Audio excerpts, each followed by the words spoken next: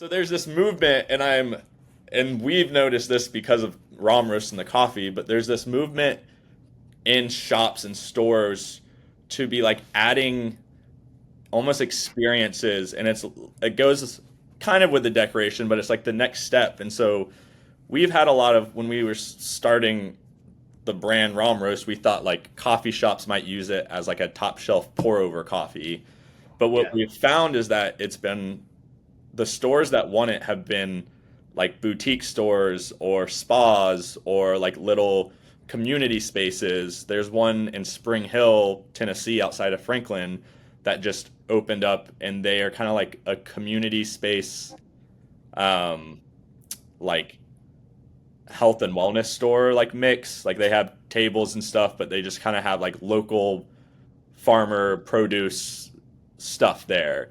And so Yeah. they've just started ordering coffee every month that they just are serving. They're not a coffee shop. They just like basically have coffee as something that they give out to people for free. And so we've seen a lot of that. And I'm curious of like if you've noticed that in Portland. I feel like we see a lot of times that stuff that happens on the West Coast or the East Coast ends up coming to the South like 2 or 3 years later. But is that like something that you feel like you've noticed that is, I don't like a way to make people feel almost like off or breaking bread was something you said earlier, or like offering somebody a drink when they come into your house for the first time?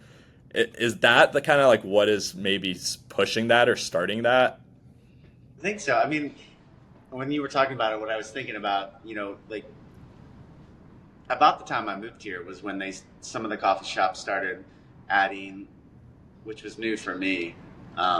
Like you might get wine or beer later Yeah. in the afternoon. Also, like they started adding that, and then, um, what crossed, which I thought was different, was instead of like random bakeries that they'd have a few things you could get, there. All of a sudden now they had like full kitchens, Mm-hmm. and and it was like boutique kind of food. Like it was like you would go there sometimes, or I would go there just for the food, Yeah. like.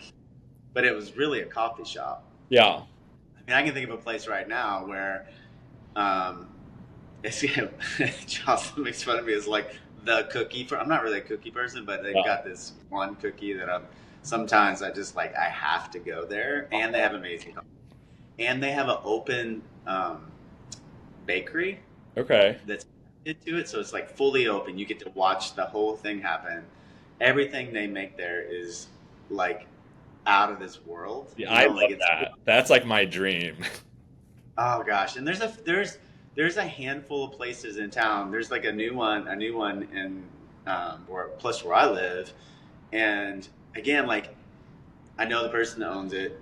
It's like so her. It's like um, they built it in it's a new build but in an old building because they Okay. redid the city hall, Yeah. the old city hall in this little area, and it's like that's hard to do. Like we were talking about that, it's hard to have a new space and make it feel inviting. That's Yeah. not a simple. No. I don't see many people successfully do that actually, unless they have a lot of money to like completely change it. Yeah. And they made it like a little country, sort of like it feels like a little bit country.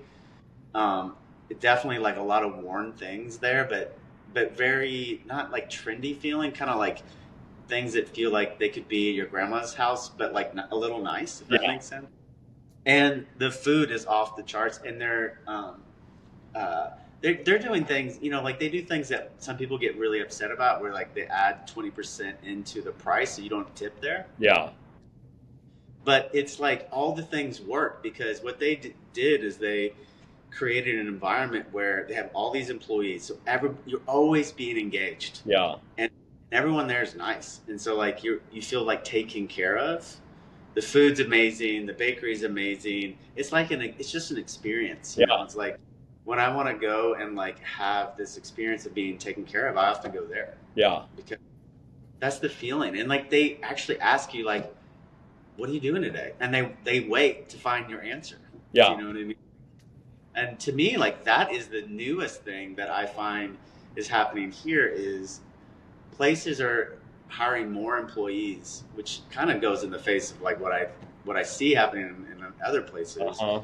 And you're getting more of this like one on one, and they stop and talk to you. Yeah. And that to me is like the newer experience. So I haven't experienced like getting massages. That's really interesting to me. Yeah. I haven't seen that in a coffee shop before. And like the new thing too that I feel you go like get a haircut and they serve like alcohol there. That's Oh, the big thing in yeah, Nashville now. But it is nice. So like some of these stores I'm going to shop for, fresh bread and yeah, organic soap maybe, and the person when I walk in offers me a cup of coffee and they, yeah, hand me an actual cup. That's like a nice it just makes you, and kind of like what you're saying with the more employees, like I feel nice to have somebody walk up and say hi to me and like give me something without me doing anything as I walk in. It's just kind of a nice thing, and it makes that place stand out in my mind, and so I'll like now yeah. go back to that store because I like the store, but I also like the feeling of almost having like being welcomed there, or having almost like a friend. Like, oh, I'm gonna go meet the person that works at whatever store again, and you just know their name and you know almost nothing else about them, but it feels nice. Oh, I can't even tell you how many times I've done that in my life where I'm like, I'm going purely because, and like you said, I don't really know them, but Yeah. that interaction, it actually means something to me. You talk going back to our earlier conversation about third spaces. It's like it's that kind of feeling of like someone knows who I am, especially in cities. Like we both live in cities. Like Yeah. I mean, I can go weeks without seeing anyone that I know Yeah. that knows me. No, it's And so completely it's different. good to have that. Yeah. Well, so you all are building this community space, and I know you do a lot of classes and other things that are going on, but I know you also just let people come spend time there and hang out or meet with people. Um, and Well, I do. You know that I do a Wednesday morning coffee and tea with do you?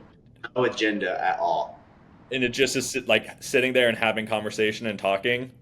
Amazing conversations. Like people sometimes play instruments out of the blue, Yeah. like um I actually am going to start I one of my goals has been to like this maybe this is cliche, but I want to bake bread and bring it there too. You know what I mean? Like Yeah. um it's it's just a good excuse. I don't know. Like it's a good excuse to get together and connect. It, And it is so it's crazy though, that way. because I feel like if you just did like Wednesday come and talk, it wouldn't be the same versus the moment you say like coffee and tea and talk, or like, you know, break bread and talk, like all of a sudden just adding that other thing makes it open, like people are more open to it, or it seems more exciting or easier. I'm not quite sure what it is, but it does change the dynamic versus if it was, hey, just come stop by and um we'll talk, we're open to talk for 30 minutes. It seems to make it a different vibe by having that kind of additional thing there. I mean, I honestly, how the, because of some of the things I've talked about, of like my background and like how Papa, my dad, Yeah. would um, connect with friends and everything. It's like it's just so natural for me to want to do that. Yeah. Um, it it and it's I'm at the age, I'm 51. I'm at the age where I've done a lot of things in my life, and I mean, I'll still do. I still hopefully have a lot more things to do, but I am in a place where I'm like, I want to connect more. Like Yeah. I'm like, okay, I'm like need more of this, Yeah. and I'm tired of like going. Well, can someone start this? And I'm just like, well, I guess I can. Yeah.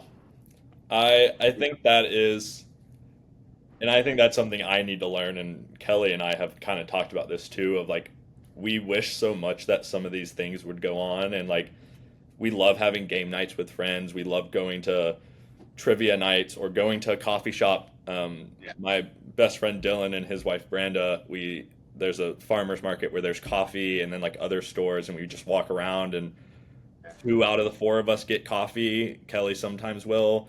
But like that's our excuse will be like, hey, let's go get coffee at the farmer's market, and then we just spend 2 hours walking around, and we constantly are like wanting our friends or wanting opportunities to come. And sometimes I do feel like it's the moment it started, like everybody's almost wanting that to start. Like there's so many other people out there that have the same want, and it just Sure. is the creating the opportunity. I mean, like you all are doing, it's It's in to open it up.